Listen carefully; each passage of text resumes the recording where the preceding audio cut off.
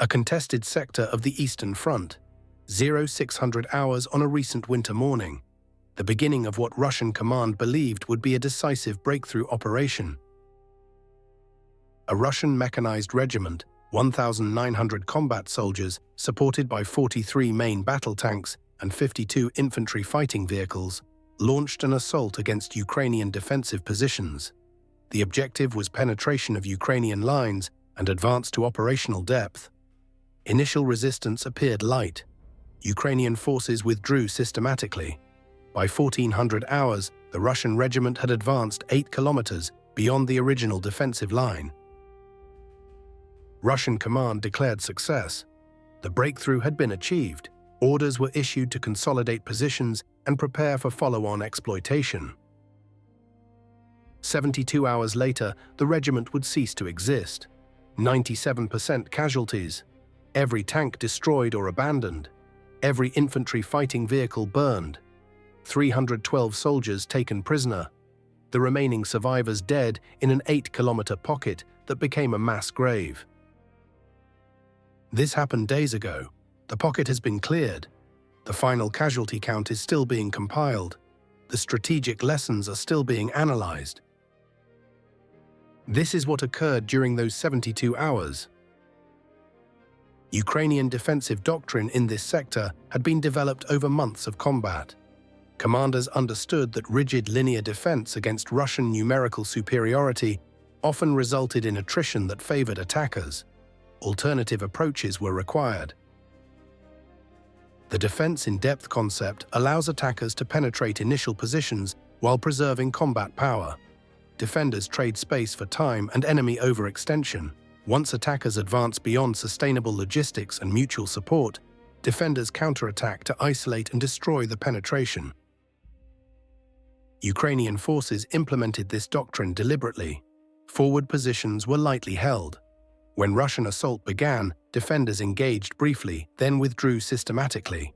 The withdrawal appeared to Russian observers as defensive collapse. In reality, it was controlled retrograde to prepared positions in depth. Russian forces advanced rapidly through abandoned positions. Encountering minimal resistance, they pushed deeper, believing they were exploiting a breakthrough.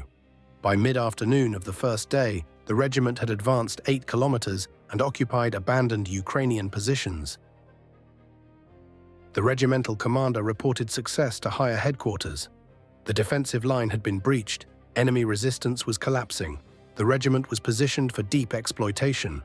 Command authorized consolidation and preparation for continued advance.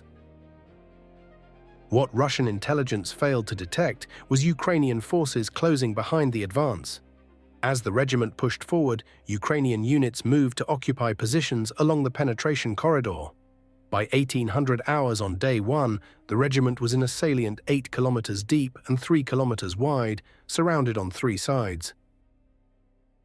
Ukrainian forces had created a pocket, not by attacking the regiment directly, but by allowing it to advance into a kill zone, then sealing the entry point. The regiment was now isolated from friendly forces, surrounded by enemies, and vulnerable to systematic destruction. Russian command didn't recognize the tactical situation immediately. The regiment reported consolidating positions. Routine logistical resupply was requested. Higher headquarters acknowledged and indicated resupply convoys would be dispatched following day. At 2300 hours on day 1, Ukrainian artillery commenced systematic bombardment of the pocket. Not massed fires intended to destroy the regiment immediately, but harassment fires designed to prevent rest, degrade morale, and interdict logistics. Russian positions were engaged every 15 to 20 minutes throughout the night. High explosive rounds, illumination rounds to prevent darkness concealment, harassment fires that prevented sleep and created constant stress. Russian soldiers attempted to dig defensive positions in frozen ground, attempted to rest between bombardments, attempted to maintain equipment and prepare for expected resupply. The constant artillery made all these activities difficult and dangerous. By dawn of day 2, Russian soldiers had been under intermittent fire for 8 hours without sleep. Casualties were mounting slowly but steadily. Morale was degrading. The initial euphoria of apparent breakthrough success was evaporating. Day 2 began with Russian command attempting to organize resupply convoys to the isolated regiment. Fuel trucks, ammunition carriers, and food supplies were loaded and dispatched toward the penetration corridor. Ukrainian forces engaged the convoys before they reached the pocket. Anti-tank teams destroyed lead vehicles, blocking routes. Artillery engaged convoy positions. The resupply effort failed. No supplies reached the isolated regiment. Russian forces in the pocket now faced critical shortages. Fuel reserves were depleting. Ammunition stocks were being expended, responding to Ukrainian probing attacks. Food was rationed. Medical supplies were inadequate for treating casualties from constant artillery harassment. At 0800 on Day 2, Ukrainian forces destroyed all fuel trucks that had accompanied the regiment into the pocket. Precision artillery strikes guided by drone observation eliminated 5 fuel vehicles. Russian armored vehicles were now immobilized. Tanks couldn't maneuver. Infantry fighting vehicles couldn't reposition. The regiment was static. At 1100 hours, Ukrainian forces struck ammunition storage points within the pocket. Artillery engaged concentrations of stockpiled ammunition. Explosions detonated stored rounds, killing soldiers nearby and eliminating combat supplies. Russian forces were now critically short on ammunition. Radio intercepts from this period revealed deteriorating morale and increasing desperation. Russian officers reported the tactical situation to higher command, requested evacuation or relief. Higher command ordered the regiment to hold positions and await relief forces. Relief forces were being organized but faced significant obstacles. Ukrainian defenses along the penetration corridor were strong. Attempting to break through to the pocket would require major offensive operations that Russian command wasn't prepared to execute immediately. Throughout Day 2, Ukrainian forces tightened the encirclement. More units moved into blocking positions. Artillery increased in intensity and accuracy. Drone surveillance tracked every Russian movement within the pocket. Psychological operations began. Ukrainian drones dropped leaflets printed in Russian throughout the pocket. The message was clear: you are surrounded, you will not be relieved, surrender now or die slowly. The leaflets included instructions for surrendering safely and promises of proper treatment as prisoners of war. Russian soldiers read the leaflets. Many believed the message was propaganda. Others recognized the truth of their situation. Officers collected and destroyed leaflets, ordered soldiers to ignore psychological operations. But doubt was spreading. Night of Day 2 brought intensified artillery bombardment. Ukrainian forces shifted from harassment fires to destructive fires intended to kill. Multiple batteries engaged the pocket simultaneously. High explosive rounds detonated throughout Russian positions. Thermobaric rounds created overpressure waves that killed soldiers in covered positions. Russian casualties mounted rapidly. Medical facilities within the pocket were overwhelmed. Wounded soldiers received minimal treatment due to supply shortages. Some wounded died from treatable injuries due to lack of medical supplies. Radio communications from the pocket became increasingly desperate. Officers reported catastrophic casualties, requested immediate evacuation, begged for relief forces. Higher command provided reassurances that relief was being organized but gave no timeline. Dawn of Day 3 revealed the extent of destruction within the pocket. Every building was damaged or destroyed. Vehicles burned or sat immobilized without fuel. Defensive positions were cratered by artillery. Bodies lay unburied because constant fire made recovery impossible. At 0400 on Day 3, Ukrainian forces launched coordinated ground assault from 3 directions simultaneously. Fresh units that hadn't been depleted by combat attacked Russian positions that had been ground down by 72 hours of siege. Russian resistance was fragmented and weak, units low on ammunition, soldiers exhausted from lack of sleep, officers killed or incapacitated by wounds. Command structure was collapsing. Ukrainian forces advanced methodically, reducing Russian positions systematically. Superior firepower, fresh troops, and coordinated tactics overwhelmed disorganized defense. Russian units fell back, consolidated, fell back again. The pocket was contracting rapidly. At 0600, the regimental commander transmitted final messages to higher headquarters. His command was destroyed, casualties were catastrophic, ammunition was exhausted, further resistance was futile. He requested permission to surrender the regiment to prevent unnecessary additional deaths. Higher command initially denied permission, ordered continued resistance. The regimental commander transmitted again. His soldiers were dying for no purpose. The regiment could not be saved. Surrender was the only option that would preserve any lives. Permission was eventually granted. At 0730, the regimental commander transmitted surrender terms to Ukrainian forces. White flags appeared throughout remaining Russian positions. Firing ceased. 312 Russian soldiers surrendered. They were searched, processed, and evacuated to prisoner holding facilities. Among the prisoners were the regimental commander, a full colonel, 23 company and battalion officers, and specialists of various types. The remaining 1,535 soldiers of the regiment were dead. Bodies littered the pocket, some killed by artillery, others by small arms in the final assault. Many died from wounds that became fatal due to inadequate medical treatment. All 43 tanks were destroyed or abandoned. Most were burned out from fuel fires after running dry. Some were destroyed by Ukrainian fire. Several were abandoned intact when crews fled on foot.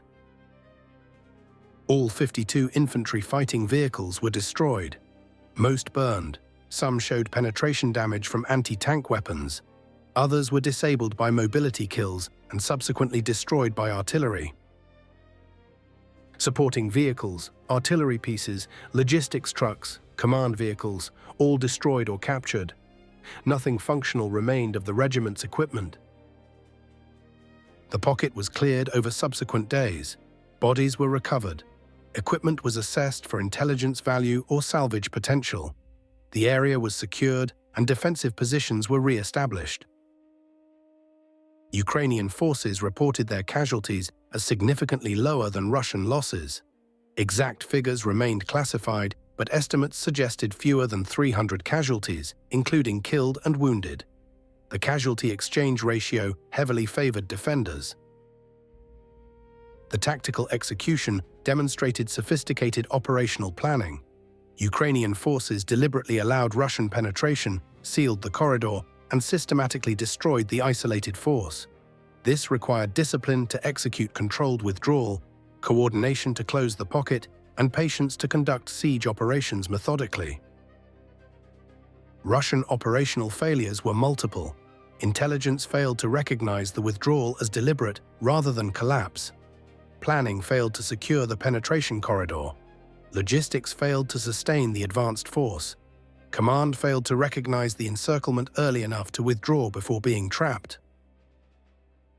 The psychological impact was severe. Russian prisoners reported feeling abandoned by higher command. Promised relief never arrived. Resupply never came. They were sacrificed for political reasons to avoid admitting tactical failure early enough to save lives. Russian military analysts published harsh critiques. One prominent channel wrote, "Command sent a regiment to die rather than admit the breakthrough was a trap. Pride killed 1,900 soldiers. This is criminal negligence." Families of dead soldiers began demanding accountability. Why was the regiment not withdrawn when encirclement became obvious? Why were relief forces not committed? Why did command allow a regiment to be destroyed rather than authorize retreat? Russian military command faced internal investigations. The regimental commander, now a prisoner, would eventually be repatriated. His testimony about higher command decisions during the encirclement would likely be damaging to senior officers. The economic cost exceeded $520 million in destroyed equipment. 43 tanks at average $8 million each, $344 million. 52 infantry fighting vehicles at 2 million each, 104 million. Supporting equipment and vehicles added additional losses. But human cost exceeded economic calculations. 1,900 soldiers in the regiment, 1,535 confirmed dead, 312 prisoners, 53 unaccounted for, presumed dead, but bodies unrecovered. The regiment was destroyed as thoroughly as any military unit can be. Strategic implications were significant. The regiment was designated for offensive operations. Its destruction removed a formation from Russian operational planning. Replacing personnel, equipment, and rebuilding unit cohesion would require 6 to 12 months minimum. The engagement area, 8 kilometers deep and 3 kilometers wide, became known among Russian forces as a death trap, the pocket where an entire regiment died. Soldiers in other units heard the story. Morale declined. Trust in command competence eroded. For Ukrainian forces, the operation validated defense in depth doctrine and encirclement tactics, demonstrating ability to trap and destroy Russian formations through operational maneuver rather than frontal attrition, provided strategic options for future operations. This engagement occurred days ago. The pocket has been cleared, final casualty reports compiled, equipment recovered or destroyed. The ground bears scars from 72 hours of combat. The numbers define the catastrophe. 97% casualties, 43 tanks lost, 52 infantry fighting vehicles destroyed, 312 prisoners, 1,535 dead, 72 hours from breakthrough to annihilation. This is modern operational warfare, not massed frontal assaults, but maneuver to create exploitable tactical situations, not holding every meter of ground, but trading space to destroy enemy forces, not rigid defense, but flexible operations that turn enemy success into disaster. The 8-kilometer advance became an 8-kilometer grave. The breakthrough became a death trap. The victory became a massacre. Ukrainian forces recorded extensive drone footage of the entire operation. Hours of video showing the regiment's advance, encirclement, siege, and destruction. The footage serves as documentary evidence and training material. Russian military doctrine will require revision based on this engagement. The assumptions about breakthrough operations, exploitation, and operational depth have been proven catastrophically flawed against an enemy capable of sophisticated mobile defense. The lesson is written in the frozen ground of the pocket, carved into the earth by artillery, demonstrated through destroyed equipment, proven by dead soldiers, confirmed by prisoners. Breakthrough without secure flanks is suicide. Advance without logistics is death. Pride without tactical reality is murder. Welcome to warfare, where apparent victory becomes disaster, where advance becomes trap, where 72 hours transforms triumph into annihilation,